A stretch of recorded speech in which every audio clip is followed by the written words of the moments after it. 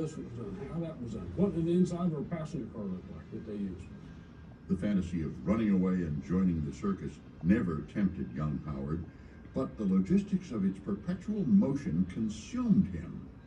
I come from a family of engineers, but I was always around mechanics, always around logistics. And the fact you can move this much equipment and this much people, all that was done with horsepower, all muscle. And it's a flavor of America that's long gone. Also gone are the days this tiny circus pulls up stakes. The exhibit now has a permanent home inside the Tibbals Learning Center. The 30,000 square foot state-of-the-art facility is the latest addition to the John and Mabel Ringling complex in Sarasota. Sarasota was kind of the headquarters for all that during that era. So it's kind of poetic justice, I guess, that this model of mine is coming back to be in the town where most of the originals were made. The elaborate replica covers more than 3,800 square feet. The real-life version would have covered almost 20 acres. Another discrepancy between the model and the real McCoy is the name.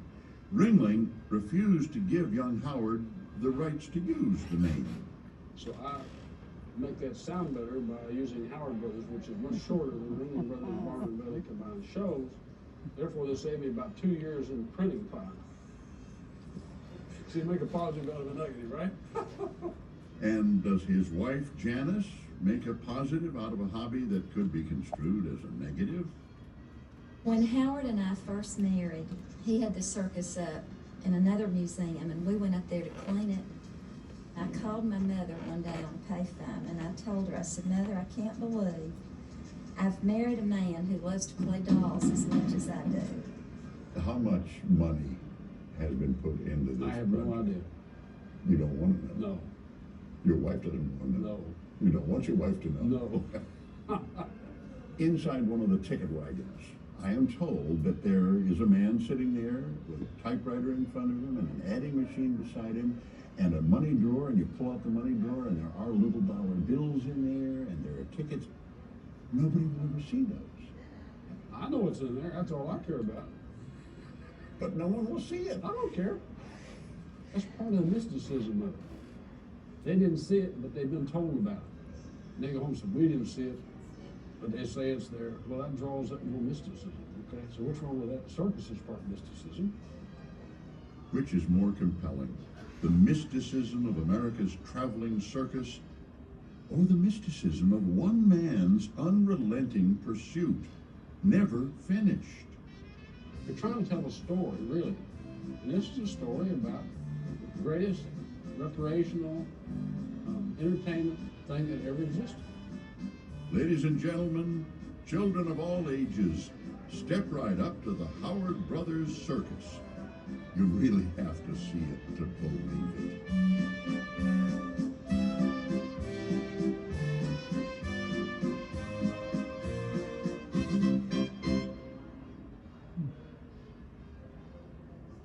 A while back we visited one of the most amazing circuses we've ever seen. Amazing because it is a precisely scaled model of a circus. And amazing because all of the work, all of the thousands upon thousands of pieces that make up the model are the work of one man, Howard Tibbals. Well, it's fully assembled now and is drawing appreciative crowds, and so we went back and we took with us two people who have a very special interest in and knowledge of the circus. It took Howard Tibbals 50 years to build the largest miniature circus in the world, and 1 year to ready it for its world premiere. It's just marvelous that someone in our day, in our time, has the patience and love to preserve a heritage that we are carrying on. That's right. Jackie LeClaire and Dolly Jacobs both grew up under the big top. Both had famous clown fathers, the great Jack LeClaire and Lou Jacobs. Both carried on the family legacy. Jackie as a clown. You know, everybody wants to do what their daddy does, and thank goodness he wasn't a high diver. Dolly as an aerialist. My father always said he was born with a funny bone, and so I say, well, I must have had a feather somewhere because I always wanted to fly. Both performers listened as their parents told vivid stories of the great tented era. Jackie even has a few of his own. He was born and raised on the circus lot. It was an actually living city traveling. And when you realize the day before there was nothing here but grass and dirt and stone, and all of a sudden this whole thing sort of grew and enveloped, and guess what? Tomorrow it was all disappeared. gone.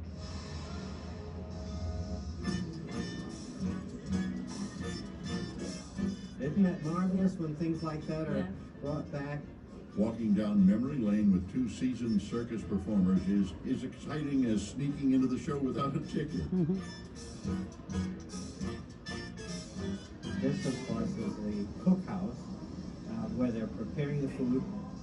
They had a man that went into the towns and ordered all the stuff, because you couldn't just come in town and go downtown to the grocery store and say, I want 5,000 oranges and so forth. During the tour, daylight becomes darkness, giving the circus landscape a different perspective. This was something that Howard Tibbals envisioned from very early on, because there is some magic about the circus at night when all the lights come up and everything else is dark. Ironic that an abundance of technology is used to create the essence of a simpler time. Right here is your father, Jack LeClaire, Oh, yeah. and then right next to my father, Lou Jacob. Oh, well, you know, that's a good thing, because I understand they were really good friends. They were very good friends. It took more than 1,000 working men to unload the circus train, haul the equipment to the circus grounds, set up the circus tents, and safely house hundreds of animals. The care of the animals was impeccable, because they had a much more difficult time finding another trained animal than they would have performed. So if you ever got up and said, it's either me or the horse, they'd say, well, it's going to be you. The menagerie of exotic animals was special since most towns didn't have zoos. The circus introduced people to animals they had never seen before. And here we have the Midway. And of course, without the Midway, we wouldn't have got the people into the circus. The people would come to the lot very early because they wanted to see everything. Sure. So the sideshow was open all day long. It was what we call in our business a grind show. And it went on and on and on, because that's where they made the money. And ladies and gentlemen, the greatest show on earth is coming into the Ringling. Isn't that marvelous? Look at that. Doesn't it bring a lot of memories back? I get kind of chills when I look at it. I see all my family of the past. It's very sad in a way.